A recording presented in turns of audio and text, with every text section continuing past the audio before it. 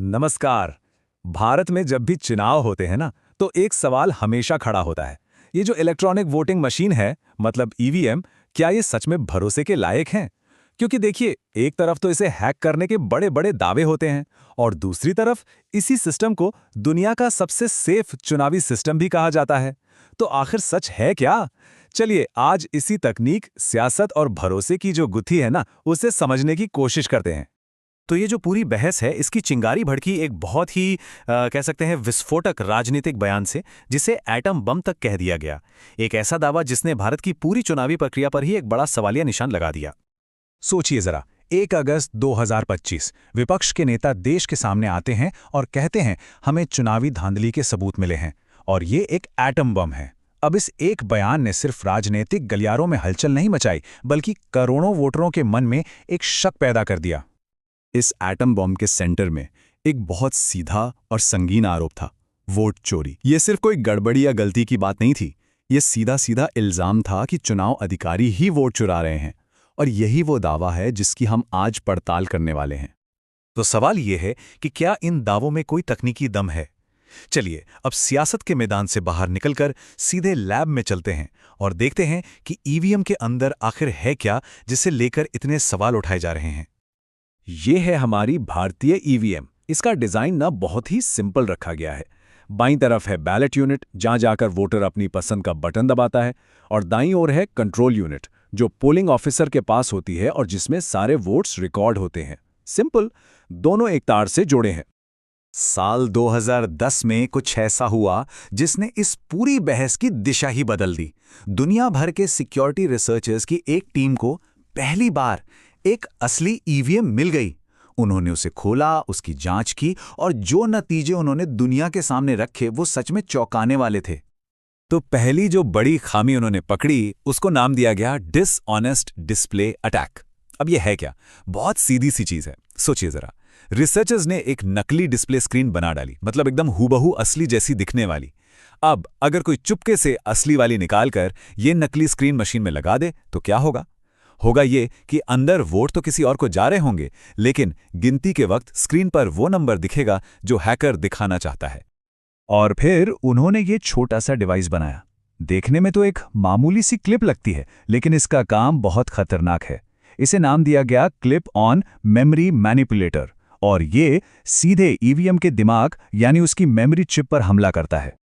ये काम कैसे करता है? ये क्लिप सीधे ईवीएम की मेमोरी चिप पर फिट हो जाती है और बस हमलावर को सब कुछ करने का कंट्रोल मिल जाता है। वो ना सिर्फ ये देख सकता है कि किस कैंडिडेट को कितने वोट मिले, बल्कि वो चाहे तो उन वोटों के आंकड़ों को बदल भी सकता है। मतलब ये मशीन के दिल पर सीधा हमला है। तो इन सब एक्सपेरिमेंट्स के बाद रिसर्चर्स का फाइनल नतीजा क्या निकला? उन्होंने साफ साफ कहा कि ईवीएम्स टैम्पर प्रूफ बिल्कुल नहीं है। अगर किसी को कुछ मिनटों के लिए भी मशीन फिजिकली मिल जाए तो वो ना सिर्फ नतीजे बदल सकता है, बल्कि ये तक पता लगा सकता है कि किस इंसान ने किसे वोट दिया। अच्छा, ये तो हो गई हैकिंग और कमजोरियों की बात, लेकिन कहानी का दूसरा पहलू भी तो है। अब सुनते हैं कि भारत का चुनाव आयोग इन सारे दावों का क्या जवाब देता है, और वो अपनी मशीनों को टैम्पर प्रूफ आखिर क्यों कहता है। चुनाव आयोग अपना पक्ष ऐसे ऑफिशियल डॉक्यूमेंट्स के जरिए रखता है, जैसे ये 2017 का एक प्रेस नोट है जिसमें आयोग ने पूरे भरोसे के साथ ईवीएम की साख का बचाव किया है। और चुनाव आयोग का स्टैंड एकदम क्लियर है। उनका कहना है कि ईवीएम से छेड़छाड़ करना नामुमकिन है। वो इसे सिर्फ सुरक्षित नहीं कहते, उनका दावा है कि ये पूरी तरह से टैम्पर प्रूफ हैं। आयोग इसके लिए कुछ ठोस तकनीकी तर्क भी देता है। पहला, ईवीएम का जो सॉफ्टवेयर है वो एक ऐसी चिप पर डाला जाता है जिसे सिर्फ एक बार प्रोग्राम कर सकते हैं, उसके बाद उसे कोई बदल नहीं सकता। दूसरा, ईवीएम किसी इंटरनेट या नेटवर्क से तो जुड़ी नहीं होती, तो ऑनलाइन हैकिंग का सवाल ही पैदा नहीं होता। और सबसे बड़ी बात, मशीन के साथ हर स्टेज पर पॉलिटिकल पार्टियों के एजेंट खुद मौजूद रहते हैं। और सच तो ये है कि आयोग का असली भरोसा मशीन से ज्यादा अपनी इस पूरी प्रक्रिया पर है। ये एक तरह का मल्टी लेयर सुरक्षा घेरा है। चुनाव से ठीक पहले पार्टियों के सामने मशीनों की चेकिंग होती है, फिर रैंडम तरीके से तय होता है कि कौन सी मशीन किस बूथ पर जाएगी।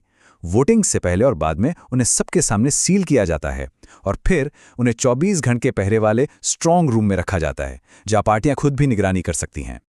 तो अब हम इस बहस के सबसे दिलचस्प मोड़ पर आ गए हैं। हमारे सामने दो बिल्कुल अलग-अलग कहानियां हैं।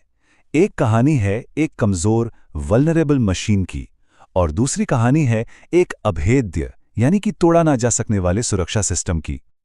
और देखिए, पूरी बहस का जो निचोड़ है ना, वो यहीं आकर टिकता है। एक तरफ की दलील यह है कि भाई तिजोरी का ताला ही कमजोर है, उसे कोई भी खोल सकता है।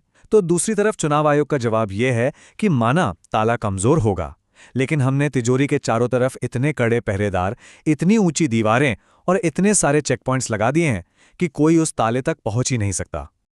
तो आखिर में ये सवाल सिर्फ तकनीक का नहीं रह जाता, ये सवाल बन जाता है भरोसे का, विश्वास का। जब टेक्नोलॉजी इतनी जटिल हो और एक्सपर्ट्स ही आपस में सहमत ना हो, तो एक लोकतंत्र अपने वोटरों को वोटिंग प्रक्रिया पर यकीन कैसे दिलाए? इस सवाल का जवाब ढूंढना शायद सबसे ज्यादा जरूरी है।